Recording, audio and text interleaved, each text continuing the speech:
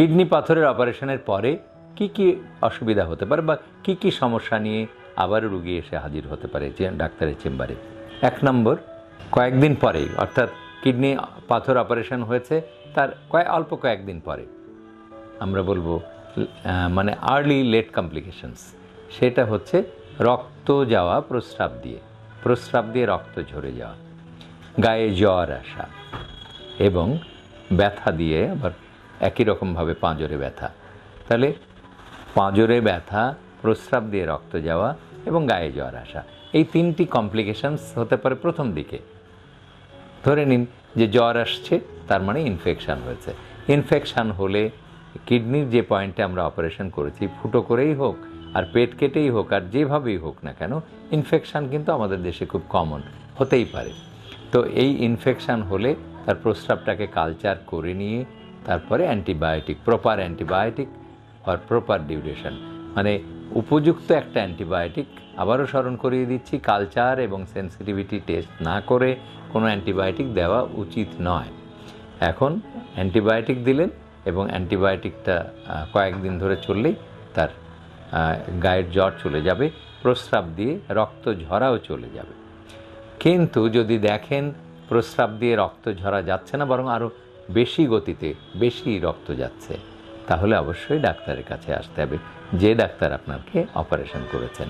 কারণ এটা তখন ডাক্তার সাহেব নানানভাবে পরীক্ষা নিরীক্ষা করে নিশ্চিত হবে যে কোনো বড় রক্তনালী ইনজুরি বা ক্ষতিগ্রস্ত হয়েছে কিনা, সেটাও তখন বন্ধ করা যাবে এবং তার জন্যে ওখানে ব্লক করতে হবে, রক্তনালীটাকে বন্ধ করতে হবে। বন্ধ করার জন্যে আমাদের প্রচুর ওষুধ আছে এবং বিশেষজ্ঞও আছে আমাদের দেশে, কাজে ভয় পাওয়ার কিছু নেই। ডাক্তার সাহেব যিনি অপারেশন করেছেন তার কাছে গেলেই এই রক্তনালীটাকে বন্ধ করে দেবেন এবং আপনার রক্ত পড়া বন্ধ হয়ে যাবে, আর গায়ের জ্বরও সেরে যাবে, আর পাঁজরের ব্যথাও সেরে যাবে। এটা গেল প্রথম দিকের কমপ্লিকেশনস। আর লেট আরও পরে যদি হয়, 1 বছর পরে, 2 বছর পর, 3 বছর পর, সেটা তো আপনাদের জানাই আছে যে একবার পাথর হলে আবারও পাথর হতে পারে। কাজেই প্রত্যেকটা জন্মদিনেই আপনি পরীক্ষা করে দেখবেন পাথর হলো কি হলো না। কি কি পরীক্ষা করবেন? ছোট্ট ছোট্ট পরীক্ষা, প্রস্রাবের সাধারণ পরীক্ষা, ইউরিন R/E, C/S, সাথে একটা ultrasonogram of kidney ureter bladder region, ডাক্তাররা সংক্ষেপে লিখে দেন USG অফ KUB।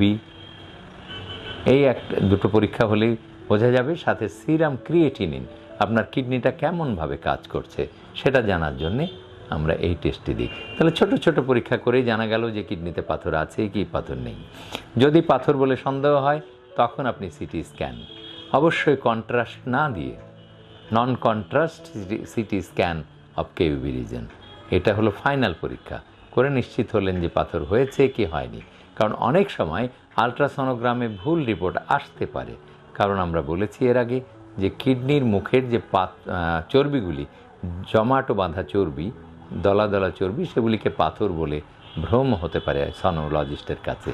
কাজেই সনোগ্রামে পাথর পেলেই কেবলমাত্র পাথর বলা উচিত হবে না, সিটি স্ক্যান করে শিওর হতে হবে বা কনফার্ম হতে হবে যে পাথর হয়েছে কি পাথর হয়নি। নিয়মিত স্বাস্থ্য বিষয়ক পরামর্শ পেতে আমাদের চ্যানেলটি সাবস্ক্রাইব করুন এবং বেশি বেশি লাইক ও শেয়ারের মাধ্যমে সবাইকে আমাদের সাথে সংযুক্ত হওয়ার সুযোগ করে দিন।